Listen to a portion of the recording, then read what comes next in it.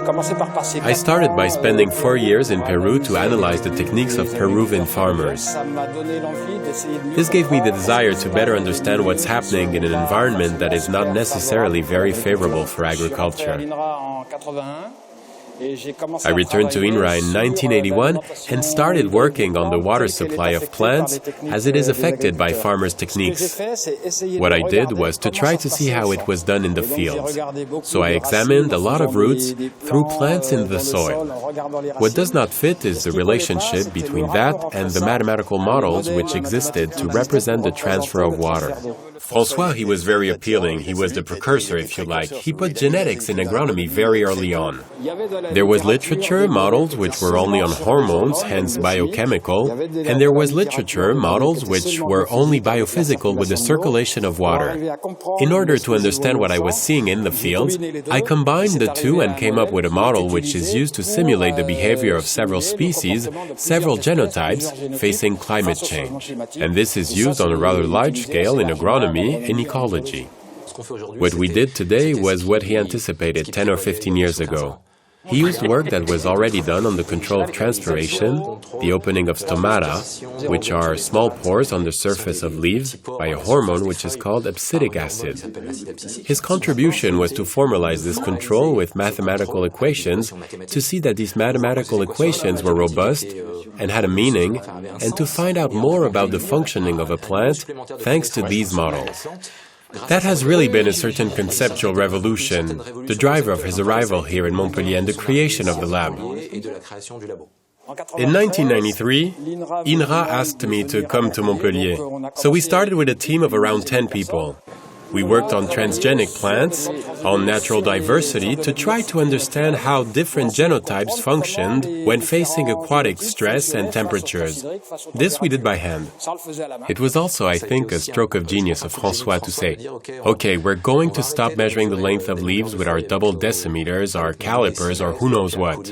We have concepts, we want to stay ahead, we're going to invest in platforms.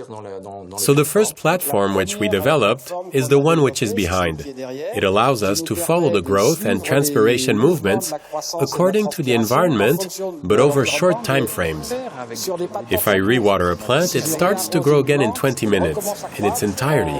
But certain genotypes start quicker than others. So, this is the principle of this platform on 500 plants, so it can be genetic. François, his role is to coach the team and also to motivate technicians in the conception and monitoring of experiments. He also stands out, however, because he's still the coach. So if it does not advance quickly enough or if the projects do not turn out well, he also knows how to say it. Each of the 1,650 greenhouse plants have a virtual avatar. The plant turns, we take photos every 30 degrees. It allows us to construct a virtual plant on a computer, and this virtual avatar allows us to understand how the plants intercept the light, how they grow, how they react to environmental changes, and especially what the genetic variation is for all this. What's great about François is that when there is a very strong long-term vision, there are always scientific questions which are asked. He's in the process of establishing methods to respond to these questions, which will arise in the near future. I want what I do to be useful for agriculture. Agriculture is fields, which are moist this year, hot next year, cold the following year, and dry the year after that. And then, with fields everywhere, different throughout Europe. What are we trying to do with platforms? We are trying to have specific characteristics for plants which we can place in a model. And this model will allow us to explain what is happening in this field here, that one in Hungary, and another that is a kilometer away. We must really think about the methods and concepts which are behind. This is what François is involved in, if you like. He makes, he breeds. It's not just about assembling the tools.